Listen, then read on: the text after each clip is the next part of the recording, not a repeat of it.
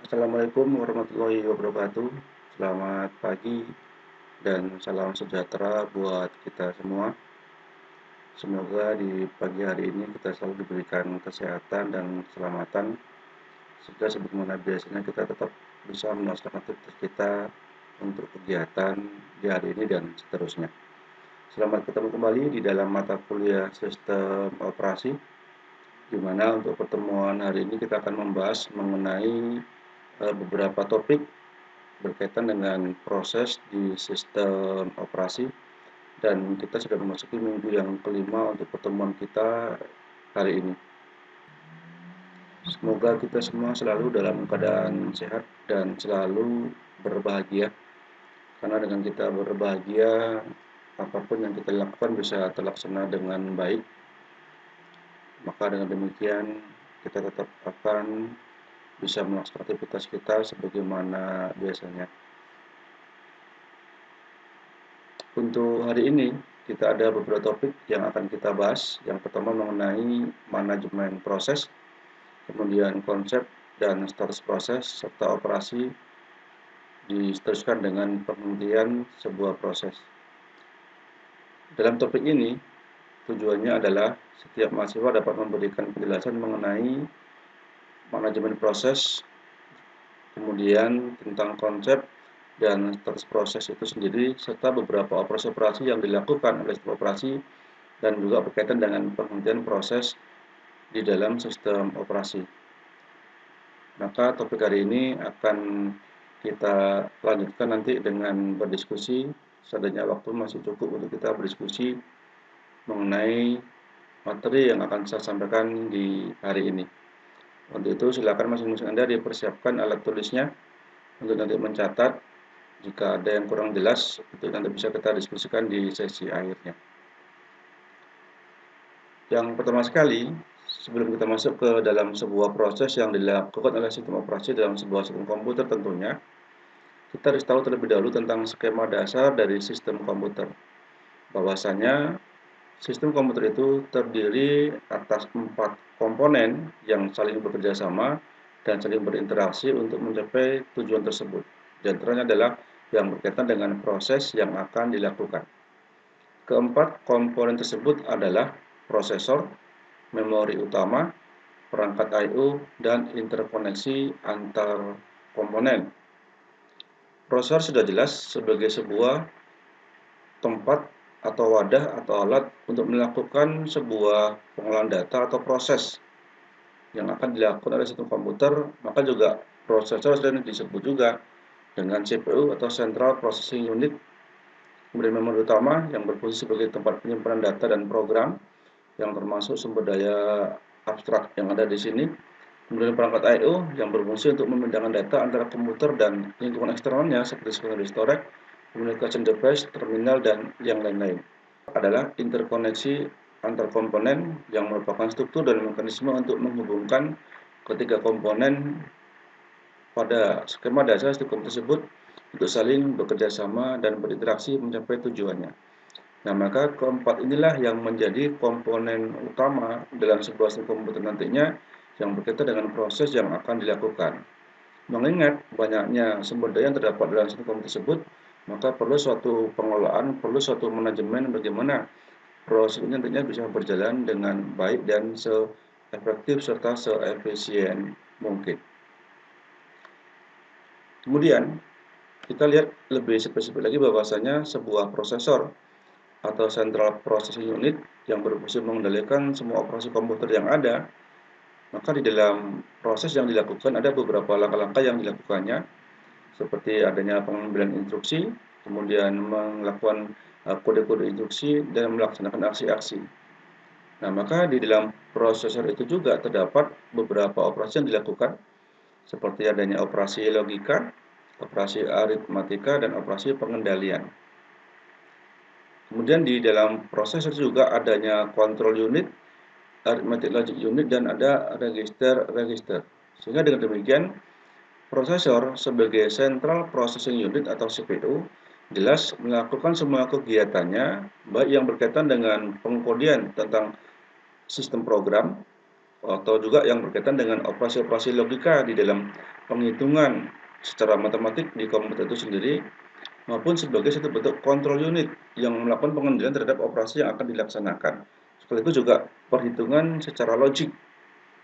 Maka di sini ada arithmetic logic unit dan sekaligus juga berfungsi sebagai register atau memberikan operan atau memberikan suatu bentuk eh,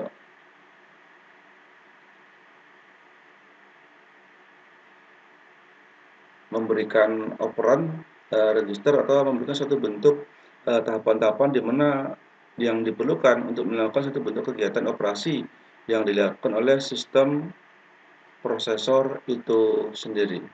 Jadi dengan demikian, prosesor merupakan hal yang sangat penting di dalam sebuah proses yang akan dilakukan oleh sistem operasi. Selanjutnya, kita juga harus tahu apa sebenarnya yang disebut dengan proses. Mungkin kita sering mendengar dalam istilah sehari-hari yang berkaitan dengan kata-kata sebuah proses. Dalam sebuah sistem komputer yang berkaitan dengan sistem operasi dalam hal ini, proses adalah satu bentuk kegiatan di mana adanya masukan dan dari proses yang dilakukan nanti akan ada satu bentuk keluaran atau yang sering kita singkat dengan namanya IPO, input, proses, input, output. Jadi input, proses, output. Maka ketiga hal ini itu saling keterkaitan, tidak bisa dipisahkan. Jadi adanya input, kemudian adanya proses, dan adanya output. Maka kita harus tahu terlebih dahulu apa yang disebut dengan proses. Dalam sistem operasi, proses adalah suatu program yang sedang dalam keadaan eksekusi dan berlangsung secara sekuensial. Artinya di sini, kalau proses disebut suatu program, maka jelas dia adalah termasuk sumber daya abstrak yang sedang di dalam keadaan eksekusi. Eksekusi artinya sedang dijalankan dan berlangsung secara sekuensial. Sekuensial artinya adalah secara berurut atau secara bertahap, jadi tidak boleh melompat-lompat. Nah, dengan demikian, berarti proses yang kita lakukan sama dengan kita menjalankan suatu bentuk program aplikasi atau di saat kita sedang menggunakan aplikasi program. Karena di saat kita menggunakan aplikasi program berarti kita sedang menjalankan suatu program. Dan itu harus dilakukan secara satu persatu atau secara sekuensial atau secara tahap demi tahap.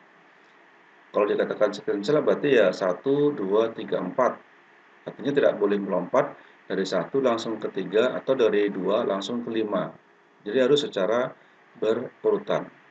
Dan hal ini bisa kita lihat bahwasanya setiap kita menggunakan suatu aplikasi program, tentu harus kita lakukan secara satu persatu dan ada tahapan-tahapannya dan tidak berlangsung sekaligus dua secara bersamaan. Jadi harus secara bergantian sesuai dengan tahapan yang kita lakukan. Pada saat proses terjadi, maka akan ada yang dimuat seperti program counter, register, dan variabel. Maksudnya di sini adalah program dimuat itu adalah adanya beberapa kegiatan-kegiatan lain yang juga akan ikut di saat kita melakukan suatu kegiatan proses tadi. Seperti adanya program counter. Program counter merupakan satu bentuk program yang bisa dilakukan secara berulang-ulang atau mengcounter, ya, mengembalikan sebuah program yang tadi kita sudah pergunakan selesai, kemudian kita bisa pergunakan lagi. Kenapa? Karena program counter ini bisa kita pergunakan secara berulang-ulang karena dia masih tersimpan di dalam suatu bentuk register. Sehingga dengan demikian kita bisa menggunakan kapan saja sesuai dengan yang kita perlukan. Kemudian juga yang dimuat adalah register itu sendiri. Karena pada intinya adalah proses yang kita lakukan, kita mengambil aplikasi program yang sebelumnya tersimpan di media penyimpanan register ini. Dan ada variabel. Variabel ini sama dengan identitas di dalam data atau aplikasi program sendiri. Sama dengan sebuah nama program. Jadi, untuk kita bisa mengeksekusi sebuah program, dia harus punya variabel. Dia harus punya nama. Karena dengan nama inilah kita bisa tahu kita sedang menjalankan program aplikasi apa dan kita sedang menjalankan atau menggunakan sebuah kegiatan tentang aplikasi atau program yang sedang kita pergunakan. Dan itu kita bisa tahu dengan melihat dari variabel yang ada di dalam program tersebut. Selain itu, di saat juga proses tadi berlangsung atau sedang berjalan, ya, proses juga membutuhkan beberapa resource atau sumber daya yang lain seperti CPU, memori, file, dan I/O device. Dan ini jelas seperti yang kita jelaskan tadi di komponen dasar sistem komputer, di mana untuk bisa melakukan sebuah proses, maka CPU harus ada yang berkaitan dengan waktu prosesnya, kemudian memori sebagai media penyimpanan file, ini sama dengan tadi variabel, dan tentunya adalah I/O device atau perangkat I/O, karena dengan perangkat I/O ini kita bisa melakukan input dan juga bisa memberikan output dari proses yang kita lakukan yang tadi kita sebut dengan namanya IPO, input, proses, output. Jadi secara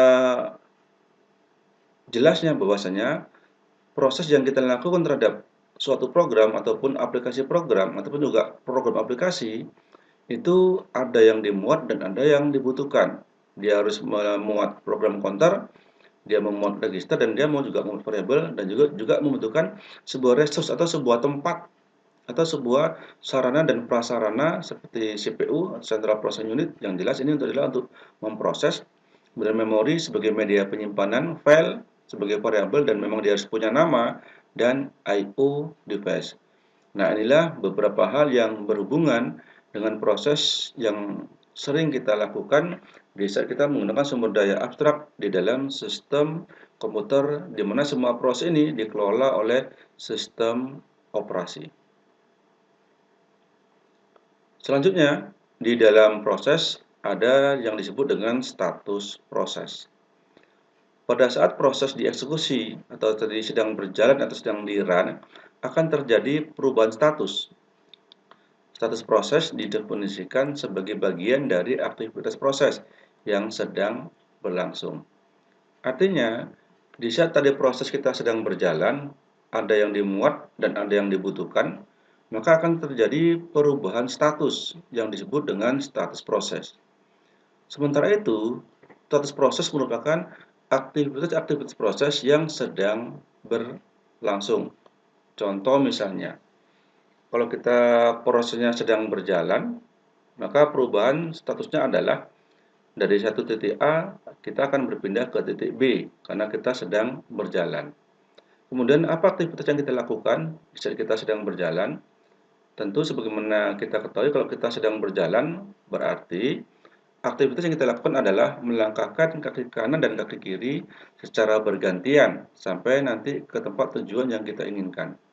Maka dalam proses juga begitu. Ada beberapa perubahan status yang berkaitan dengan proses yang kita lakukan dan juga ada aktivitas-aktivitas proses yang sedang berlangsung.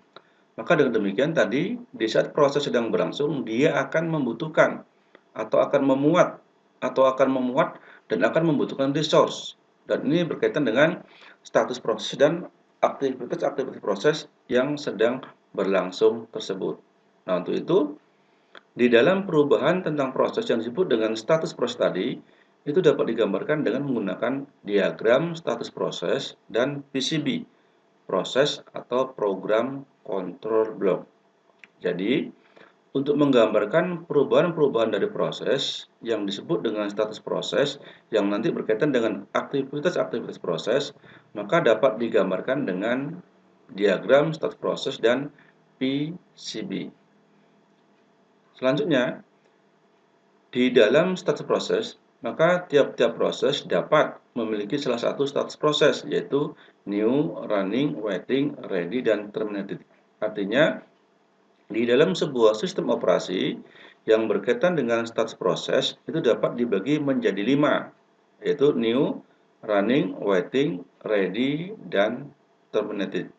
Inilah beberapa perubahan-perubahan yang terdapat di dalam status proses yang berkaitan dengan proses yang dilakukan oleh sistem komputer yang tentunya dalam ini akan selalu dikelola oleh sistem operasi.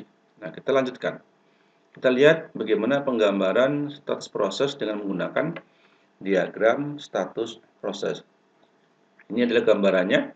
Berarti untuk kita menggunakan diagram status proses di dalam menggambarkan proses itu ada new statusnya, ada ready, ada running, ada waiting, dan ada terminated. Maka bisa kita lihat di sini new artinya proses sedang dibuat, running proses bisa dieksekusi karena CPU sedang free atau tidak ada kegiatan, maka dia bisa mengeksekusi dari proses yang kita lakukan. Waiting, proses sedang menunggu beberapa event yang akan terjadi, artinya ada kegiatan lain yang sedang dilakukan, maka dia harus menunggu terlebih dahulu. Ready, proses menunggu bagian waktu dari prosesor untuk bisa diproses, dan ada terminated, berarti proses selesai dieksekusi. Nah, dari diagram status proses ini bisa kita lihat bahwasanya sebuah proses yang akan kita lakukan itu akan selalu diawali dengan new. Artinya adalah sesuatu yang baru. Ini sama dengan kita kalau menggunakan satu bentuk kegiatan yang berhubungan dengan penggunaan sebuah halaman atau lembaran kosong. Jadi ada new atau text editor yang belum kita isikan. Jadi munculnya sebuah halaman baru atau new, baru kemudian kita bisa melaksanakan sebuah kegiatan yang namanya adalah ready. Kalau dalam bahasa mudahnya adalah untuk kita bisa melakukan sebuah proses, kita harus siap-siap terlebih dahulu. Jadi kita semua persiapkan dulu apa yang kita perlukan yang berkaitan dengan proses tersebut. Kalau sudah siap, baru kita ready untuk kita bisa berjalan atau memproses apa yang akan kita lakukan. Kemudian kalau sudah selesai berjalan, baru dia akan selesai atau exit ini adalah terminated. Nah, dalam hal ini ada beberapa arah panah yang mesti harus Anda lakukan. Normalnya, sebaiknya sebuah proses itu dimulai dari new, kemudian ready, running, dan terminated atau selesai. Namun kadangkala sebuah proses yang sedang kita lakukan di saat kita sedang berjalan ini tidak bisa langsung exit, tidak bisa langsung terminated. Pertama, dia bisa waiting, menunggu kegiatan yang lain diselesaikan, baru kemudian bisa dilanjutkan lagi untuk diteruskan eksekusi atau prosesnya. Atau juga tidak bisa sih dikarenakan ada interrupt. Ada beberapa yang memang harus diberhentikan, adanya instruksi, maka dia harus diredikan terlebih dahulu. Maka dengan demikian biasanya di running inilah yang sering terjadi beberapa kendala, beberapa masalah yang berkaitan dengan sebuah proses yang kita lakukan. Nah, nanti akan kita bahas lebih jauh kenapa sebuah proses itu tidak bisa diselesaikan, harus menunggu atau harus berhenti sementara atau di-stop dengan adanya beberapa instruksi. Dari gambaran diagram status proses ini dapat dijelaskan bahwasanya di dalam kita menjalankan sebuah proses juga bisa ditambah di admitted. Artinya penambahan ini karena sekarang kita beberapa istilah dalam proses itu juga sudah menggunakan sebuah konsep, ada multi programming, ada multi processing, dan juga ada multitasking. Jadi bisa ditambahkan dengan beberapa proses yang lain, namun tentunya di dalam melakukan proses tadi juga tetap masih menggunakan secara sekuensial satu persatu. Artinya diselesaikan satu terlebih dahulu baru bisa ditambahkan dengan kegiatan atau proses yang lainnya. Nah, berkaitan dengan waiting, sebuah proses harus menunggu terlebih dahulu dikarenakan adanya perangkat input-output yang masih sedang berjalan. Contoh seperti ini misalnya kita sedang melakukan pencetakan menggunakan printer. Misalnya kita ada yang mencetak 5 lembar surat yang kita cetak misalnya.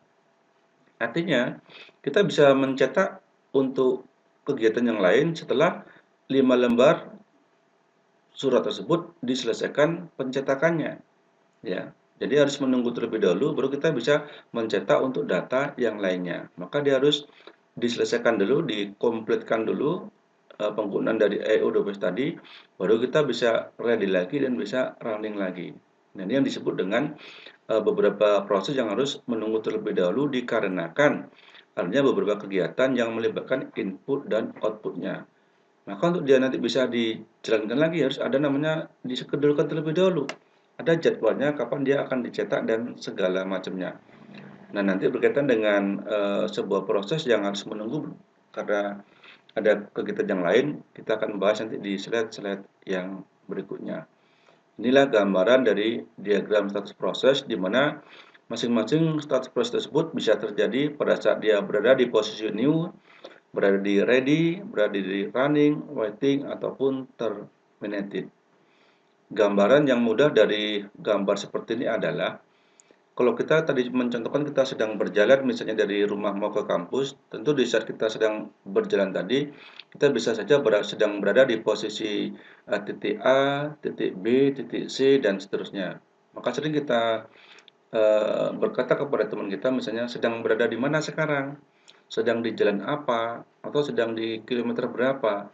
Nah, itu menandakan bahwasanya ada perubahan-perubahan dari proses yang kita lakukan berkaitan dengan status proses. Ya bisa saja dia sedang berada di posisi waiting atau sedang berada di statusnya running atau juga bisa jadi statusnya sudah selesai. Ya, sudah selesai dikerjakan. Maka bisa saja salah satu status ini itu mewakili dari sebuah proses yang dilakukan karena tadi adanya perubahan dari status proses yang sedang dikerjakan. Nah, selanjutnya, setiap proses itu ada tahapan, ada step prosesnya. Karena proses itu melewati serangkaian tahapan-tahapan. Maka tadilah disebut dengan namanya secara sekuensial, tahapan demi tahapan. Kalau misalnya dia ada 5 tahap, untuk mencapai tahap kelima ya harus melalui tahap 1, 2, 3, 4, begitu dan seterusnya. Nah, sehingga berbagai kejadian dapat menyebabkan perubahan atau perbedaan dari step proses ke step yang lainnya. Maka tadi seperti kita lihat di dalam gambaran status proses, ada beberapa perubahan-perubahan di saat proses itu sedang berlangsung. Selain menggunakan diagram status proses tadi, maka juga sebuah step proses atau tahapan proses dapat digunakan menjelaskan dengan tabel di bawah ini. Jadi, tabel ini menjelaskan tentang 3 tahapan dasar dari sebuah proses, yaitu adanya running, ready, dan blockade. Atau block ini tadi sama dengan waiting, ya. Block sama dengan waiting. Sehingga idealnya adalah ya proses itu dijalankan, kemudian disiapkan dan selesai tanpa adanya block. Karena kalau dia ada block, maka harus selesai dulu operasi I/O-nya baru bisa dilanjutkan dengan proses atau kegiatan yang lainnya. Penggambaran atau deskripsi penjelasan dari status tersebut. Jadi, kalau kita kembali lihat tadi di dalam status proses, ini ada 5 tahapan, ada new, ready, running, waiting, dan terminated. Namun di dalam penggunaan tabel proses ini hanya misalkan tentang 3 tahapan saja, yaitu running, ready, dan block saja. Nah, ini juga merupakan bagian dari gambaran status proses diagram tadi. Nah, inilah gambaran diagram status proses di referensi buku yang lain yang juga menjelaskan tentang 3 hal tadi, ready, running, dan blockade. Namun juga kalau kita perhatikan lebih teliti, di sini juga ada submit, ini sama tadi dengan new, dan ini ada complete atau penyelesaian sama dengan tadi completed atau sudah selesai. Nah, intinya bahwasanya sebuah proses yang kita lakukan berkaitan dengan perubahan status proses yang disebut dengan status proses tadi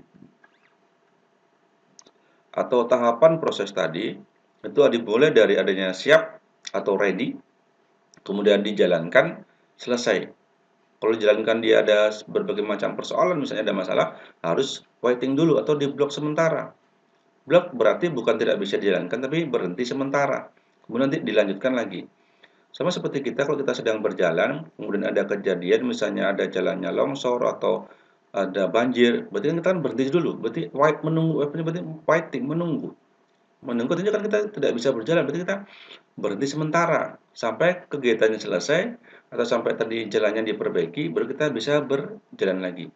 Begitu juga dengan suatu bentuk proses yang kita lakukan di saat kita menggunakan sumber daya yang terdapat di dalam satu bentuk sistem komputer. Jadi adanya block atau waiting dikarenakan ada kegiatan lain yang sedang dilakukan oleh input output device yang terdapat di dalam sistem komputer. Ini tentang gambaran diagram satu proses yang intinya sama dengan gambaran tadi, cuma di sini lebih menjelaskan tentang suatu bentuk gambaran di mana kalau kita lihat ada satu bentuk siklus running, kemudian di sini ada timeout, kemudian ada event waiting, ada event occurs, dan seterusnya. Sehingga sebuah proses yang kita lakukan itu akan membentuk sebuah siklus, sehingga tadi pada saat proses itu sendiri dia memuat yang namanya program counter. Artinya untuk memanggil kembali program yang tadinya mungkin menunggu atau sedang tidak diproses untuk bisa diproses kembali. Dan itu juga harus butuh namanya register, karena dia harus tersimpan untuk bisa kita panggil kembali program yang akan kita jalankan. Maka Penggambaran sebuah proses itu bisa saja dilakukan secara berkali-kali atau berulang-ulang dikarenakan program tersebut disimpan di dalam media penyimpanan register dan bisa dipanggil kembali karena dia mempunyai variabel, punya file, dan punya nama, dan bisa dilaksanakan kegiatannya sesuai dengan kondisi dari central processing unit atau prosesor yang sedang free, sehingga dia bisa melaksanakan prosesnya. Kalau prosesor sedang ada kegiatan, maka dia harus menunggu terlebih dahulu untuk sementara dan nanti akan dilanjutkan jika prosesor sudah selesai melaksanakan kegiatannya. Nah, inilah makna dari sebuah gambaran arah panah yang membentuk sebuah siklus yang juga awalnya dimulai dari submit, kemudian ready, running, sampai ke complete, dan seterusnya. Selanjutnya kita akan lihat bagaimana sebuah proses yang digambarkan dengan PCB, Program Control Block. Dalam PCB, sebuah proses digambarkan dengan menggunakan beberapa blok atau beberapa bagian-bagian. Ya, ini masing-masing proses direpresentasikan, dijelaskan, digambarkan, diuraikan oleh sistem operasi dengan menggunakan proses control block PCB seperti gambar ini. Nah, ini berarti sini ada block pointer, ini ada bagian status proses, ini ada jumlah proses, ada program counter yang tadi dimuat di proses langsung, ada register, dan ada memory limit, dan list of open file. Pointer ini adalah satu bentuk penunjuk. Dan kalau kita menggunakan sistem operasi yang berbasis kepada Windows, kita bisa menggunakan pointer seperti ini. Yang sedang saya gerakkan ini adalah pointer. Untuk bisa kita menunjuk, kita mau melakukan atau memproses aplikasi program yang mana. Kita tunjuk dulu dia. Setelah kita tunjuk, kita klik double misalnya, atau klik 2 kali, atau kita enter, maka dia sudah masuk ke dalam status proses. Bisa saja new, bisa saja ready, atau bahkan run, atau juga mungkin bisa saja waiting, dan bisa saja dia selesai atau terminated. Nah, maka dengan menggunakan PCB itu juga akan terlihat tentang jumlah proses. Karena tadi di dalam sebuah proses juga ada istilah tentang multi-programming, multi-processing, dan multitasking. Jadi artinya sebuah proses bisa lebih dari satu yang dilakukan, jumlahnya lebih dari satu, tapi untuk proses itu sendiri harus satu per satu. Artinya bisa beberapa proses menunggu terlebih dahulu untuk proses yang lain diselesaikan, baru dia bisa berjalan. Maka ini tergambar di dalam PCB. Maka di sini dikatakan ada kontrol program yang berdasarkan blok-blok tertentu atau bagian-bagian tertentu. Kemudian juga ada program counter yang memuat beberapa program yang nantinya bisa terus akan dipergunakan. Dan itu kita bisa menggunakan program counter di sini harus adanya register yang memuat atau yang menyimpan dari beberapa program-program yang nanti akan kita jalankan. Dan kemudian ada memory limits, di mana memori ini tentu berkaitan dengan keterbatasan daya tampung dari tempat yang kita sediakan. Maka juga kita nanti bisa menambahkan adanya memori eksternal. Kan kita tahu ada memori internal dan ada memori eksternal. Jadi akan lebih besar memori eksternal kita bisa pergunakan untuk menampung atau memuat beberapa aplikasi program yang kita pergunakan. Dan kemudian juga ada list of open file. Artinya di PCB juga bisa memberikan gambaran dan juga sekaligus sebagai kontrol untuk kita bisa melihat file-file apa saja yang sudah pernah kita buka, list of open file. Nah, sehingga dengan demikian akan memperjelas proses apa saja yang sudah kita lakukan berkaitan dengan kegiatan yang berhubungan dengan proses yang sedang berlangsung maupun yang sudah selesai ataupun yang akan kita lakukan. Maka ini dalam PCB itu bisa di-list atau bisa dilihat daftarnya, apa nama-nama aplikasi program yang kita jalankan beberapa hari sebelumnya atau pada saat kita sedang menggunakan proses yang sedang berlangsung. Karena di list open file ini bisa bertahan sampai 1 minggu dan bisa memberikan penjelasan kegiatan apa saja atau proses apa saja yang bisa kita lakukan di saat kita menggunakan sistem operasi. Nah, dengan demikian di dalam PCB ini karena dia sebagai kontrol atau program kontrol blok, maka juga di PCB itu juga menyimpan beberapa informasi, ya.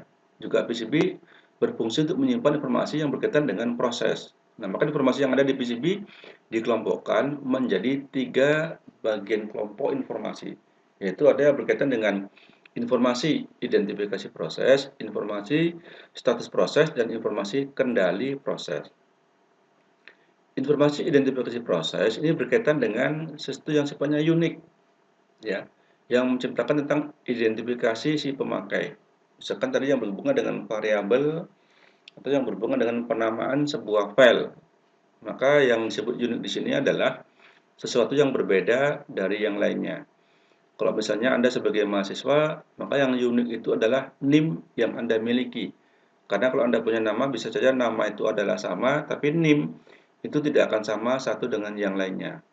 Maka dia yang diberikan informasi dari sebuah proses. Sehingga dengan demikian, kalau kita melakukan sebuah proses, maka proses itu akan bisa dibedakan dari yang unik. Ya, misalkan saja dari nama filenya atau dari identifikasi extension atau identitas yang dimiliki oleh file tersebut. Kemudian juga PCB memberikan informasi berkaitan dengan status proses. Ini berkaitan dengan register-register pemroses, berisi nilai. Artinya setiap proses yang kita lakukan pasti dia butuh namanya kapasitas atau nilai dari register pemroses. Artinya dia butuh berapa besar sebagai tempat untuk melakukan penyimpanan dari proses tersebut. Nah, ini kita kenal dengan nanti namanya kapasitas dari file yang ukurannya bisa saja dalam kilobyte, megabyte, dan selanjutnya. Ini berkaitan dengan kapasitas dari memori sebagai tempat kita bisa menyimpan sebuah data. Kemudian ada juga di dalam PCB memberikan informasi yang berkaitan dengan kendali proses.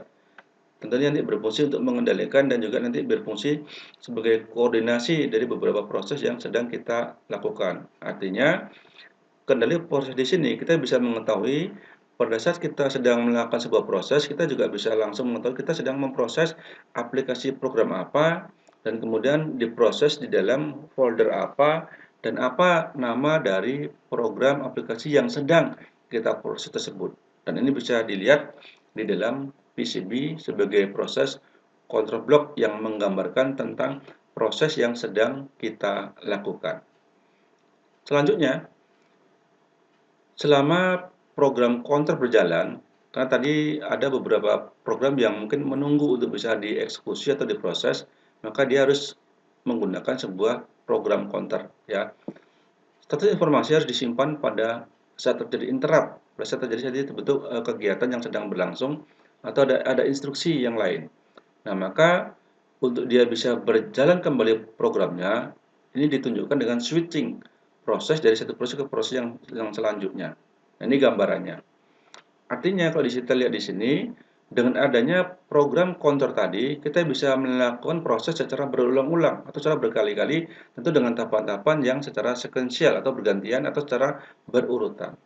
Kalau kita lihat di sini bahwasanya ini ada proses P0 dan ini ada proses P1. Ini ada kata-kata eksekusi atau sedang proses, ini kata-kata idle, artinya harus menunggu terlebih dahulu. Di sini ada save untuk PCB 0, ini ada reload atau panggil kembali untuk PCB 1, save PCB 1, ini panggil kembali untuk PCB 0. Artinya, kita bisa melihat bahwasanya adanya pergantian di saat proses itu terjadi, di saat proses itu dipanggil oleh sistem operasi. Jadi ini sistem call atau interrupt atau ada instruksi dari operating system untuk menjalankan sebuah proses. Maka bisa kita lihat, di saat P0 dieksekusi di proses di sini, maka secara otomatis P0 itu disimpan di PCB. Sehingga pada saat P0 dieksekusi dan dia disimpan di PCB, kalau kita menggunakan proses control block, maka P1 menunggu idle, ya. Jadi P1 tidak berjalan karena P0 sedang berjalan. Selanjutnya, kalau dia P1 ini sedang eksekusi, ini eksekusi, kita lihat, maka P0 ini menunggu, nggak sedang berjalan, tapi dia masih tetap disimpan di dalam PCB tadi. Ini disimpan, ini berjalan, kemudian ini setelah dia tadi berjalan, dia langsung juga disimpan, kemudian setelah P0 ini eksekusi lagi, P1 menunggu lagi, tapi P0 juga langsung disimpan. Artinya apa?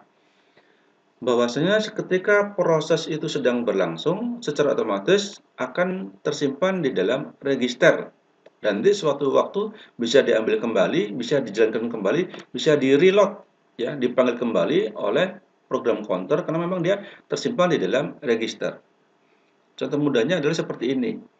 Kalau tadi Anda berjalan dari rumah ke kampus, itu Anda sampai ke Jalan Arifin misalnya, atau misalnya setelah Anda berjalan sekitar 5 atau 10 menit, Anda kan ingat bahwasanya saya sudah sampai di jalan A misalnya, atau saya sudah sampai di jalan B. Maka nanti Anda untuk bisa melanjutkan perjalanan, Anda nggak perlu diulang dari rumah. Ya dari jalan B itulah, dari di mana Anda berhenti itu nanti Anda akan terus melanjutkan perjalanannya gitu. Jadi berhenti sementara dan Anda harus ada tempat untuk berhentinya gitu. Nah, itulah yang disebut dengan tadi register atau disimpan atau di-save terlebih dahulu. Jadi tahapannya disimpan dulu untuk yang proses yang lain. Kenapa disimpan? Karena prosesor sedang melaksanakan proses yang lain. Jadi kita harus menunggu terlebih dahulu. Nah, contoh gampang seperti ini adalah kalau kita misalnya ingin membayar tiket parkir. Kalau kita bawa Honda maupun bawa mobil, kita membayar tiket parkir, kita kan bisa membayar tiket parkir jika mobil di depan kita sudah selesai. Kalau dia belum selesai ya kita harus menunggu seperti mobil-mobil yang lain. Setelah dia kosong, baru kita bisa membayar. Nah, ini contoh bahwasanya adanya satu bentuk program counter yang memang di saat ada kegiatan yang lain yang dilakukan oleh prosesor, kita harus menunggu terlebih dahulu. Tapi ketika prosesor free, kosong, maka kita akan melanjutkan proses yang kita lakukan tadi itu. Nah, ini penggambarannya menggunakan model konsep switching. Mungkin Anda masih ingat kalau dulu Anda pernah main ke rental, di mana rental itu kita lihat Anda punya satu printer, tapi satu printer itu contohnya melayani 5 monitor, sehingga pada saat kita ingin mencetak kita harus bergantian. Ya, misalnya di switch A, B, C, D, E, artinya kalau kita mau mencetak di komputer B, ya kita pindahkan ke B, mau mencetak di komputer C, kita pindahkan ke C. Jadi ini jadi konsep secara bergantian prosesnya, tapi bisa dilakukan secara berulang-ulang, karena memang dia sudah tersimpan di dalam register atau media penyimpanan masing-masing. Nah, ini contoh gambar dari penggunaan program counter yang memang bisa memproses secara berulang-ulang dari sebuah kegiatan yang sudah tersave atau tersimpan terlebih dahulu. Sehingga kita bisa melihat di sini, di saat yang lain sedang proses, yang lain harus menunggu. Dan adanya save dan reload dari masing-masing proses yang dilakukan, disimpan dan dipanggil kembali. Begitu berulang-ulang dan seterusnya. Selanjutnya, kita akan membahas tentang operasi-operasi pada proses seperti penciptaan proses. Ini bisa kita lakukan tadi karena adanya new atau baru. Jadi penciptaan artinya adalah memproses sesuatu yang baru yang belum ada menjadi ada. Ya misalnya membuat nama file baru, menyimpan dengan nama file yang lain dan seterusnya. Kemudian juga ada penghancuran proses sama dengan delete atau menghapus. Penundaan berarti harus ditunda dulu sebelum kita melakukan penyimpanan atau disimpan sementara, kemudian bisa dilanjutkan kembali, kemudian mengubah atau kita merename sebuah proses yang kita lakukan atau mengganti dengan proses yang lain, kemudian juga memblok atau tidak membolehkan proses tersebut berjalan, atau kita blok atau kita batalkan, atau kita ambil kembali, kita loot, dan kita jadwalkan prosesnya untuk kita bisa melanjutkan proses yang tadi. Dan inilah beberapa operasi-operasi yang bisa kita lakukan pada proses di dalam sistem operasi. Atau juga bisa proses berkomunikasi dengan proses yang lain, artinya kita menggunakan aplikasi Office Word, kita pindahkan ke Excel, atau sebaliknya, dari Excel kita pindahkan ke Word. Maka ini termasuk ke dalam bagaimana proses berkomunikasi dengan proses yang lain, atau sebuah proses akan memberikan satu bentuk notifikasi kepada yang lain, maka juga disebut dengan proses bisa berkomunikasi dengan proses lain. Inilah beberapa hal yang berkaitan dengan operasi-operasi yang bisa kita lakukan pada proses, dan saya kira di saat Anda menggunakan aplikasi program tertentu, misalnya Anda membuka aplikasi Office Word maupun Excel, ini sering Anda lakukan berkaitan dengan kegiatan proses yang sering kita lakukan dalam kegiatan kita sehari-hari yang berkaitan dengan sebuah file atau sebuah data, atau yang berhubungan dengan sumber daya abstrak maupun sumber daya fisik yang terdapat di dalam sistem komputer. Kemudian ada penghentian proses. Idealnya adalah sebuah proses itu akan berjalan dari running, ready, dari new, ready, running sampai ke complete, ya tanpa harus adanya penghentian proses.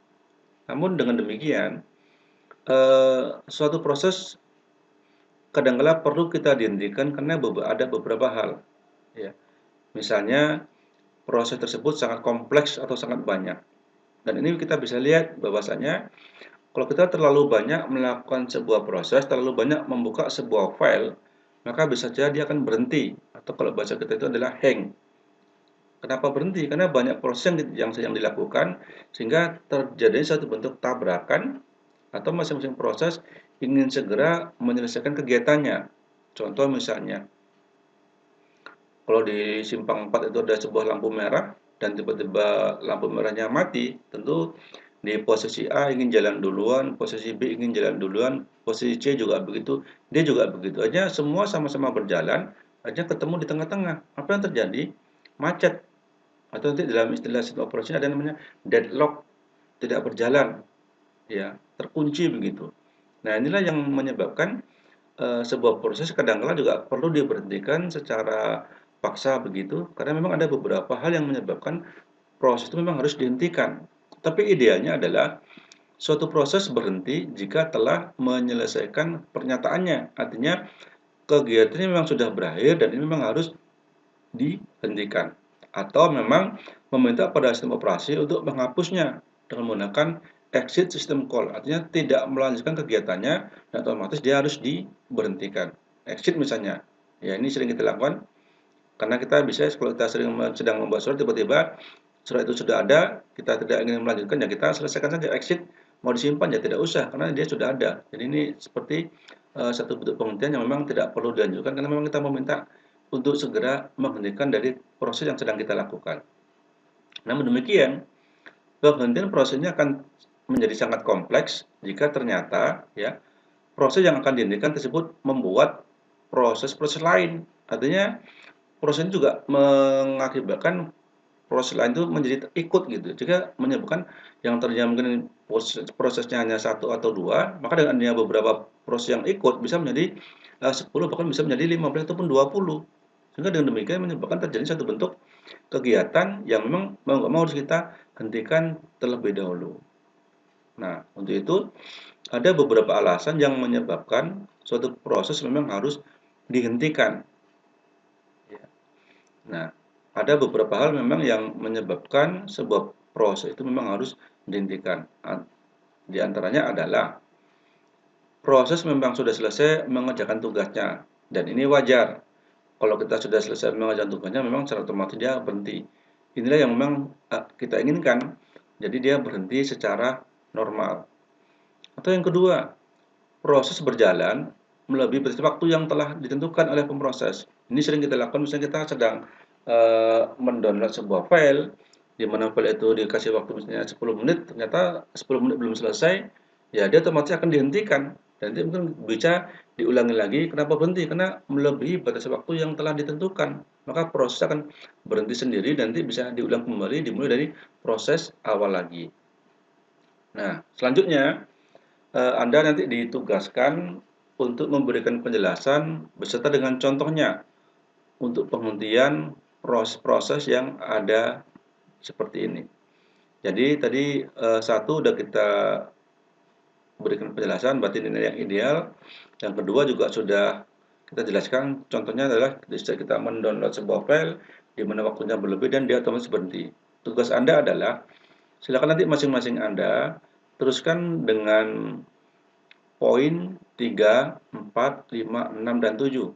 Jadi berikan penjelasan dan contohnya mengapa penghentian proses ini dilakukan berkaitan dengan memori tidak tersedia, terjadinya kesalahan karena pelanggaran proteksi, terjadi gangguan I/O device, terjadi kesalahan penggunaan data, dan proses induknya berakhir. Silakan nanti masing-masing Anda ini sebagai tugas mandiri berikan penjelasan beserta dengan contohnya kenapa proses itu memang harus dihentikan. Oke, nanti ini akan bisa Anda lihat di dalam classroom-nya. Silakan nanti dikerjakan sebagai tugas mandiri. Saya kira demikian yang bisa saya sampaikan untuk pertemuan kita hari ini. Mudah-mudahan bisa memberikan manfaat untuk Anda semuanya dan bisa dipahami apa yang sudah saya jelaskan. Dan jika belum paham, silakan nanti kita diskusikan untuk pembahasan waktu ini. Dan sebagai gambaran tadi, Anda ada tugas mandiri di dalam materi pertemuan ini untuk bisa dikumpulkan sesuai dengan jadwal yang sudah ditentukan.